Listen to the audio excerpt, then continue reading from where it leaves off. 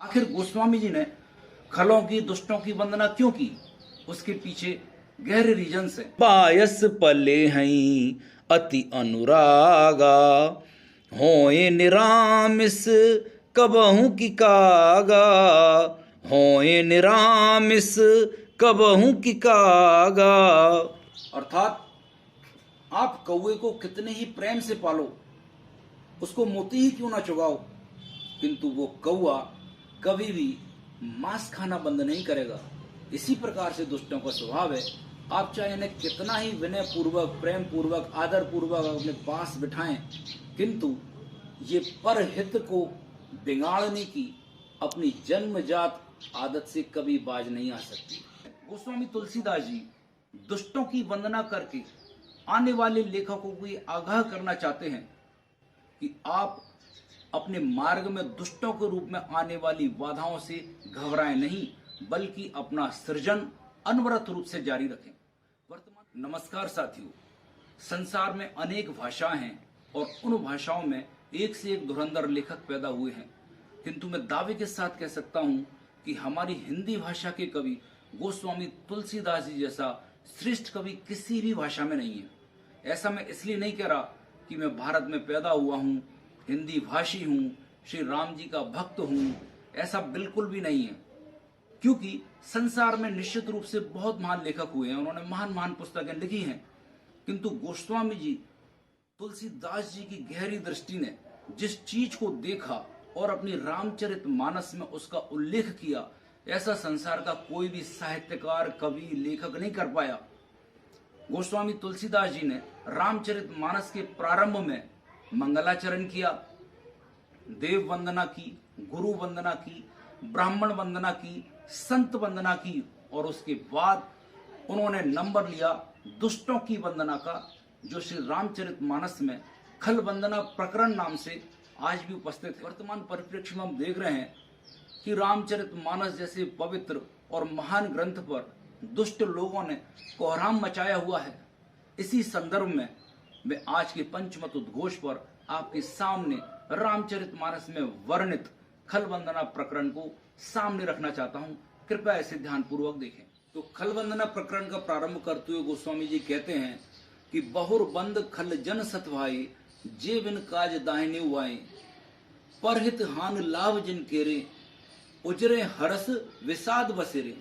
अर्थात गोस्वामी जी खल गण यानी दुष्टों के समूह की वंदना करते हुए कहते हैं कि ये दुष्टों का समूह जो है बिना किसी कारण के आपके विरुद्ध हो जाता है। और गोस्वामी जी कहते हैं कि मैं सत्य भाव से कह रहा हूं, बहुर बंद खल जन सत भाई, खल जनों के गुणों का बखान मैं सत्य भाव से करते हुए कह रहा हूं, क्योंकि ये लोग बिन काज, बिना कारण के ही दाहिने उबाएं आपके विपरीत हो जाते हैं। फिर इनका अगला गुण क्या है कि परहित हान लाभ जिन केरे, दूसरे के हित की हानि होना, यानी दूसरा कोई आदमी अच्छा काम कर रहा है, वो उनका काम बिगड़ जाए तो ये इनके लिए लाभ है, और उस आदमी का अगर भला हो जाए तो ये इनके लिए हानि है। फिर आगे उस समय कहते हैं कि उजरे हरस, दूसरा व्यक्ति अगर उजड़ जाए तो दुष्ट लोगों को आनंद आ जाते हैं, वे सेलिब्रेट करते हैं, और अगर अगला व्यक्ति बस जाए, विषाद बसेरे, अगर आदमी बस जाए तो इनको बहुत ज्यादा विषाद होता है। ये दुष्ट जनों का प्रथम लक्षण है। खलों की वंदना करते हुए गोस्वामी जी आगे कहते हैं, हरिहर जस राकेश राहु से, पर अकाज भट्ट सहस बाहु से, जे पर दोष लखई सहसाखी, पर हित घृत जिनके मन माखी। गोस्वामी जी कहते हैं कि हरि और हर यानी भगवान विष्णु और भगवान शंकर का जो यश है वो पूर्णिमा के पूर्ण चंद्रमा की तरह है, और ये दुष्ट लोग राहु की तरह हैं, और हरि और हर के यश को ये डसना चाहते हैं। अर्थात जहाँ पर भगवान के गुणों का बखान हो रहा हो, वहाँ ये दुष्ट लोग उसमें बाधा डालने की कोशिश करते हैं।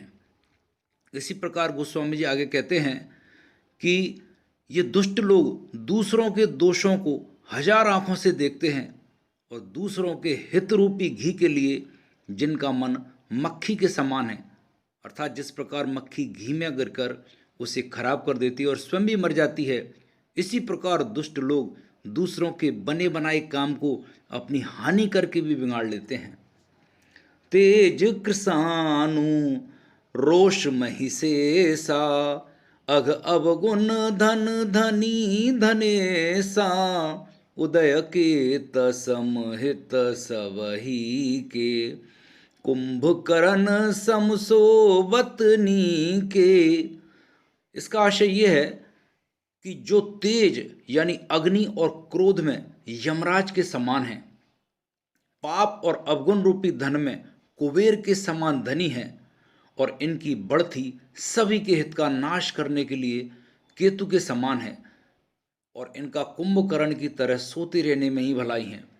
पर अकाज लग तन पर हरही, जिम हिम उपल कृषि दल गरही, बंदौ खल जस शेष सरोसा, सहस बदन पर नहीं पर दोसा। जैसे ओले खेती का नाश करके स्वयं भी नष्ट हो जाते हैं, वैसे ही दूसरों का काम बिगाड़ने के लिए दुष्ट लोग अपनी जान तक दे देते हैं।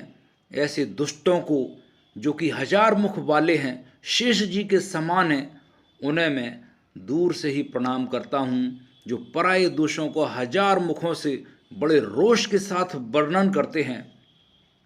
पुन प्रण बहु पृथुराज समाना, पर अघ सुनई सहस दस काना, बहुर सक्र सम बिनवं तो ही, संतत सुरानी कहित जेही। अर्थात गोस्वामी जी कहते हैं कि मैं इन दुष्टों को महाराजा पृथु के समान जानकर प्रणाम करता हूँ। महाराजा पृथु ईश्वर के परम भक्त थे, जिन्होंने भगवान का यश सुनने के लिए उनसे 10,000 कान वरदान में मांगे थे, किंतु ये दुष्ट लोग भगवान के यश सुनने के लिए 10,000 कानों का उपयोग नहीं करते, बल्कि ये दूसरों की बुराई सुनने के लिए उन 10,000 कानों का उपयोग करते हैं। फिर गोस्वामी जी कहते हैं कि मैं इन्हें इंद्र के समान मानकर इनकी विनती करता हूँ, जिनको सुरा बहुत ही प्यारी और हितकारी मालूम देती है। आगे कहते हैं, वचन वज्र जई सदा प्यारा, सहस नयन पर दोष निहारा। गोस्वामी जी ने गजब ही कर दी। वे कहते हैं कि दुष्टों को कठोर वचन, वज्र की तरह से वचन सदा प्यारे हैं, और जो हजार आंखों से दूसरों के दोषों को देखते हैं। आगे कहते हैं, उदासीन अरमीत हित, सुनत जरही खलरीत सियाराम, जान पान जुग जोर जन, विनती करई सप्रीत सियाराम। अर्थात दुष्टों की यह रीति है कि वे उदासीन, शत्रु अथवा मित्र किसी का भी हित सुनकर जलते हैं।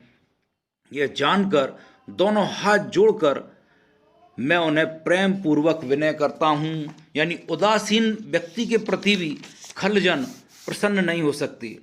मैं अपनी दिस कीन निहोरा, तिन निज ओर नला उब भोरा। और अंत में तो गोस्वामी जी गजब कर देते हैं, बायस पले हई अति अनुरागा, होए निरामिस कबहू की कागा, होए निरामिस कबहू की कागा। अर्थात आप कौवे को कितने ही प्रेम से पालो, उसको मोती ही क्यों ना चुगाओ, किंतु वो कौवा कभी भी मांस खाना बंद नहीं करेगा। इसी प्रकार से दुष्टों का स्वभाव है। आप चाहे इन्हें कितना ही विनय पूर्वक, प्रेम पूर्वक, आदर पूर्वक अपने पास बिठाएं, किंतु ये परहित को बिगाड़ने की अपनी जन्मजात आदत से कभी बाज नहीं आ सकती। तो इसी संदर्भ में आप देख सकते हैं कि गोस्वामी जी पर लालछन लगाने वाले ये कौवे काँव काँव कर रहे हैं, लेकिन जितना ही काँव काँव करेंगे रामचरितमानस की महिमा उतनी ही बढ़ती चली जाएगी। पंचमत उद्घोष देखने के लिए आपका बहुत बहुत धन्यवाद। कृपया इसे YouTube पर सब्सक्राइब करें।